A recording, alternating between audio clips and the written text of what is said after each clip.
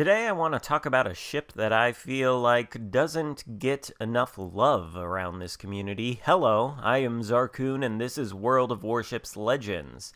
I've got two games for you, back to back, featuring the Tier 7 Italian cruiser, Amalfi.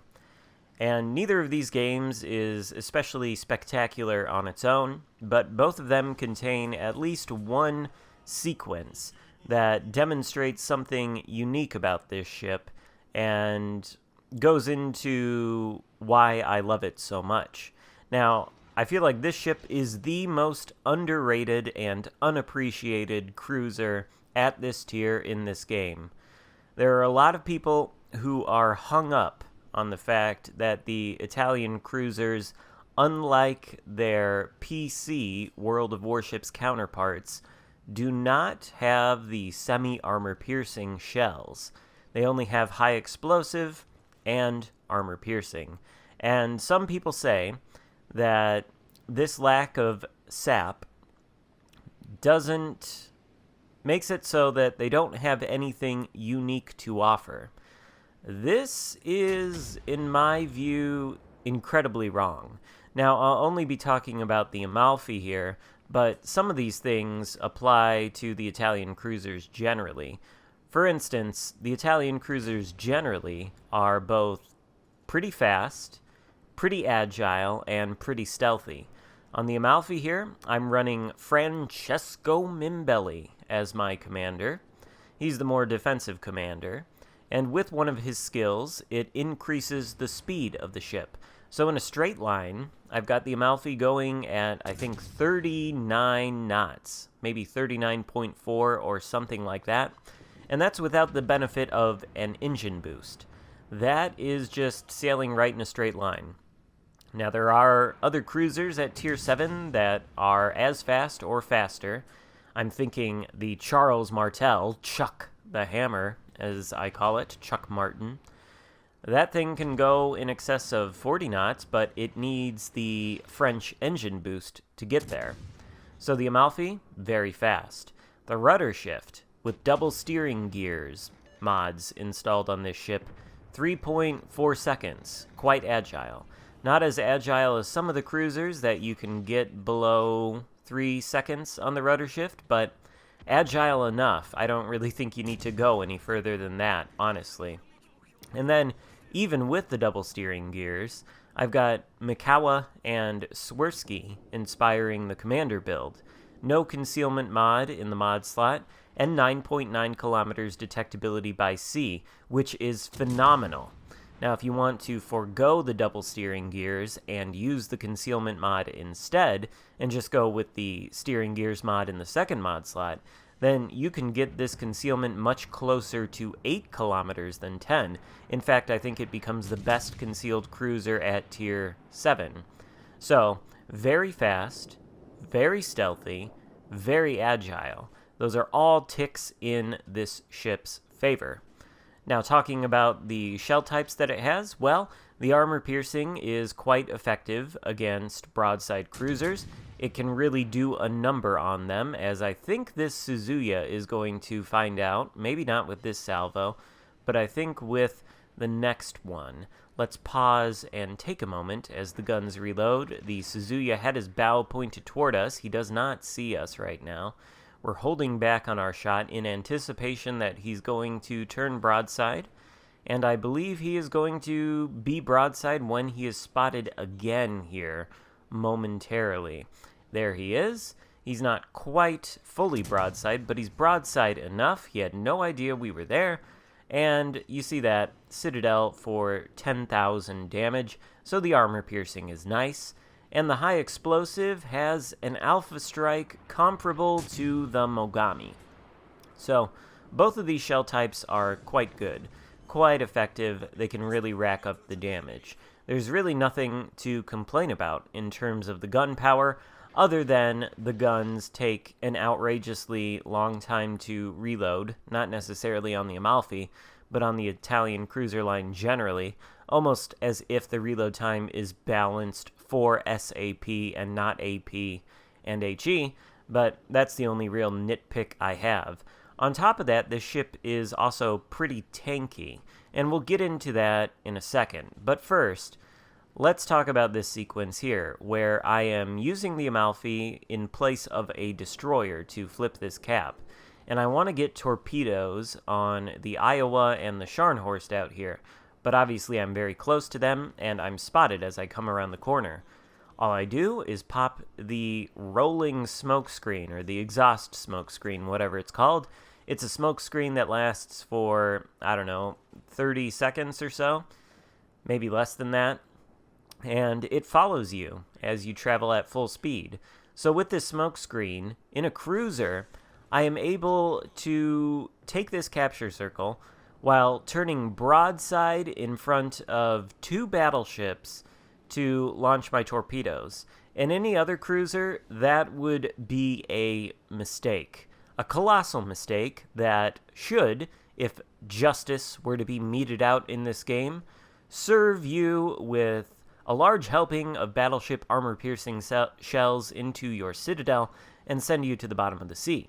But with the Amalfi and its unique smoke screen, well, you can pull off moves like that and other pretty spectacular moves as well.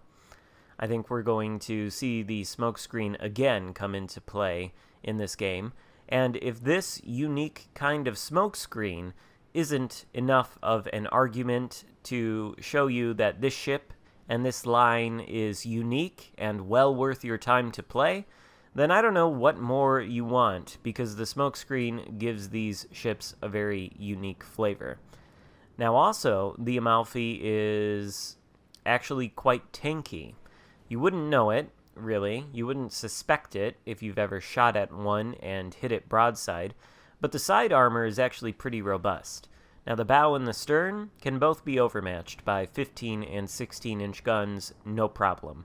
I don't think the Scharnhorst can overmatch the bow or the stern, but basically every battleship you're going to face can. What they can't do is overmatch the side armor. Now the side armor is peculiar on this ship. At the waterline, I believe it is thick enough to bounce 15 and 16-inch guns. That's the Citadel armor. Then above that, you have a layer of 30mm armor along the side, which is thick enough to bounce 16-inch guns, but not the guns of the Georgia or the Yamato. And then finally above that, on the upper part of the side armor, you have 27mm, which can bounce 15-inch guns, but will be overmatched by 16-inch guns and larger. In other words, as long as you are angled correctly in the Amalfi, and the battleship armor-piercing shells hit your angled side, they can often bounce. And of course, if you pull broadside like this out in front of an Iowa, he might get over penetrations and not delete you as you probably deserve. Bit of a stupid move on my part there. Anyway, it's tanky, it's got the unique smoke screen, it's got really good HE and really good AP, it's fast, it's agile, it's stealthy. It is excellent, and I like it so much. I love it, in fact. It's one of my favorite cruisers in this game. The only real downside of the Amalfi is that it does not have anything to help it against destroyers. No sonar, no radar. So here I am, spotted by the Scharnhorst in proximity to him, because I'm less than 3 kilometers away from his ship. There's an Iowa behind that island, and a Fletcher directly in front of me. I'm able to use this smoke screen to go unspotted as I travel around this island. Right here, the Iowa would be spotting me if it weren't for the benefit of that smoke screen, but I'm able to close the distance between myself and the Fletcher quick enough to get close enough to him to take him out. And then the agility of this cruiser. Take a look at that. Fires torpedoes point blank, and I'm able to dodge them. And then as the Fletcher reverses out of his smoke screen, I'm able to take him out, and then appropriate his smoke screen for myself. Unfortunately, things aren't going to work out too well for me after this point, but the value of that smoke screen should be evident from these sequences here. I think the smoke screen offers a really, really unique flavor to these ships. Unfortunately, I'm very close to an Iowa. I'm trying to angle against him, but doesn't matter. I get overmatched from the front, and the Scharnhorst, I think, ends up taking me out there. Still, good sequence in that game. Let's move on to the next one now. Okay, so for the second game, we're going to be on Neighbors in a domination mode. Note that we were in a division in the first game, and in this game as well, with the Monk 52 and Juice the Goose, two friends of mine. I was in this division for a stream on Juice's channel, and these games come from that stream. I'm in the Amalfi again. I think they're in the same ships as they were in the last game as well. And this was our second go-around in this division of ships because, as you might have guessed from the first game in this video, it didn't go especially well for us. So we're going to try something else here. And let's talk about the last feature of this ship that I didn't talk about in the first battle here, and that is the torpedoes. Now, the Italian torpedoes on these cruisers and also on the only rather lemon of a destroyer in the Italian line, the Lione, the torpedoes are really slow. Essentially, they are floating sea mines. They don't go very quickly at all. They just sort of leisurely crawl through the water at a top speed of around 50-51 knots. I think the Kleber, legendary French destroyer, can easily outrun torpedoes of that speed. But on the positive side, they do have a very short reload time. So you just throw them out there. You kind of hope they're going to hit something, but you forget about them. And by the time they reach the end of their very long, I think 11 or 12 kilometer range, they're basically ready to go again, and you can just keep slinging them out there. Now this Pensacola, who has failed divisioned into a tier 7 match, has ruined my plan here by being where he is and spotting me.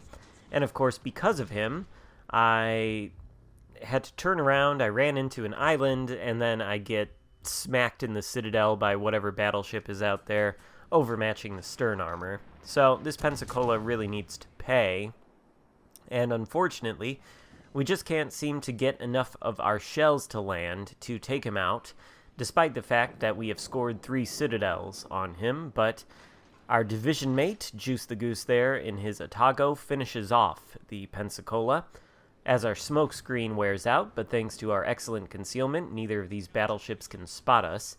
Now we want to get into a good position here where we can turn away from these guys.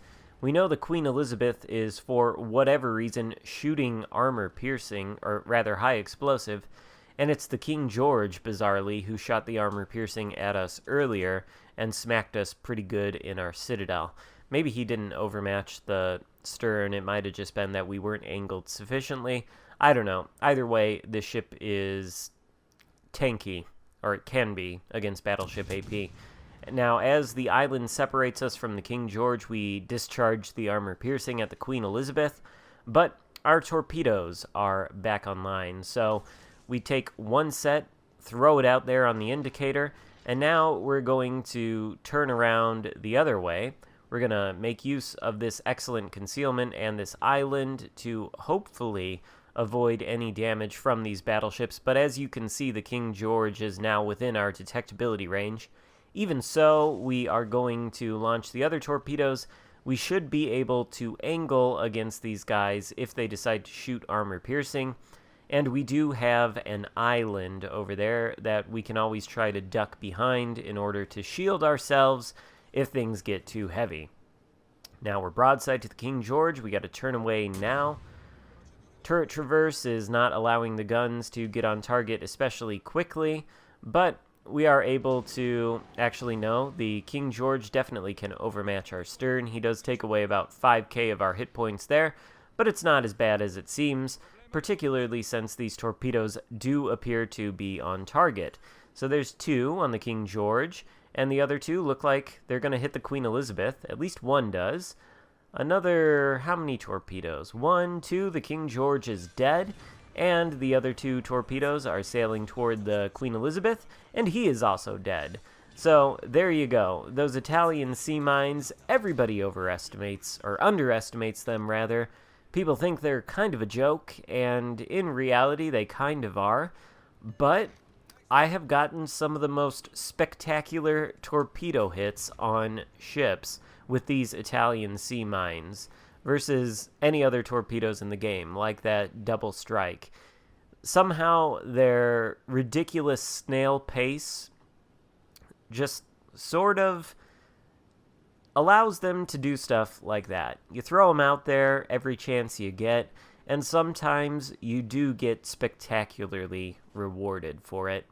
Now, with those 2 battleships down, the enemy team has lost 4 ships to our 1, and we're in a pretty comfortable position to win. Gonna try to use the Amalfi to take this Charlie cap. That is another benefit of this cruiser because of its stealth and its smokescreen, which is a get-out-of-jail-free card, essentially. You can sometimes play the role of a destroyer and take capture circles. But honestly, it doesn't look like it really matters anymore in this game at this point. We still have 7 ships left on our team. The enemy team only has 3. One of them is Negan IQ in the Hipper over there. And Negan, very, very good player. Not somebody you necessarily want to find on the enemy team. Quite a scary opponent. Nevertheless, Negan is forced on the back foot. He has to retreat. He is vastly outnumbered. And there's really not much he can do, even in a tanky cruiser like the Hipper. And as you can see, these high explosive salvos that we land on Negan's Hipper over there, well, the penetration is good because they're heavy cruiser guns, 203 millimeters, and you can see that the Alpha Strike is quite nice. I mean, perhaps not that salvo, only 3 shells land, we do 2,400 damage, but we do start a fire. The fire chance is good as well. Basically, I really think the Amalfi is a unique kind of cruiser. It's like nothing else in this game. No other cruiser in this game. The Italians they don't really have peers across the other lines. It's the agility, the speed, the stealth, and the smoke screens of these ships that make them unique. And I think the smoke screen alone should give you a reason to play them, regardless of the fact that they don't have the semi-armor piercing shells. Now again, neither of these 2 games is especially spectacular on its own, but I think you can see the merits of this ship from the sequences that I showed you. And I don't know if it's really necessary to bore you with the details of the rest of this battle, because obviously at this point it is more or less a guaranteed win. I mean, the enemy does have a Fletcher and Negan left, so there is a possibility that they could turn things around by sinking some of us in very short order. And it looks like the Fletcher probably tried to do that to me there, but I just changed my course and I'm going to go around the island the other way. Again, the only downside of the Amalfi and the Italian cruiser tech tree line generally is that they don't really have utility in the form of consumables. The rolling smokescreen isn't really useful to your teammates in the way that something like the hydroacoustic search or the radar would be, and it really doesn't allow you much of an advantage over enemy destroyers, so it can be risky to rush smoke screens and the like in this ship. Although sometimes you can rush smoke screens by deploying one of your own and really confusing the enemy destroyer, as I think I sort of did earlier against the Fletcher in the first game. But the Amalfi, great ship. Vastly underrated. It's really an excellent choice, and if you have no plans to grind the Italian cruiser line because you don't think they're that great, I mean, I sympathize with that. I think the Montecuccoli, or whatever it's called, at tier 4 is pretty bad. I know there are some defenders out there, but I just don't think you can justify 152mm guns at tier 4 with like a 15-second reload since they don't have sap. That ship, not my favorite. But the Trento, the Zara, both quite decent ships, I think, if a little squishy. And then the Amalfi, really, really a dark horse, really underestimated in this game, and I think well worth playing and well worth grinding too. As the rest of this battle plays out, though, I think I'll just use this remaining time to talk a little bit about the channel. Yesterday, we hit 4,000 subscribers. Whoever would have thunk? Certainly not I, when I started this channel in September of 2019, that I would be a community contributor for World of Warships Legends and have 4,000 subscribers and counting. So, thank you guys so much for all of your support. I really appreciate it. And be sure to join my Discord server. I've got a couple messages on PlayStation recently with people asking me to Division. And, you know, I'm willing to do that, but I think the way I'm going to go about doing that is by just pinging my Discord server members for Division. So, join my Discord server if you want to play with me, and maybe you'll get the chance. Thank you so much for watching. If you enjoyed the video, give it a thumbs up, and I will see you next time. Goodbye.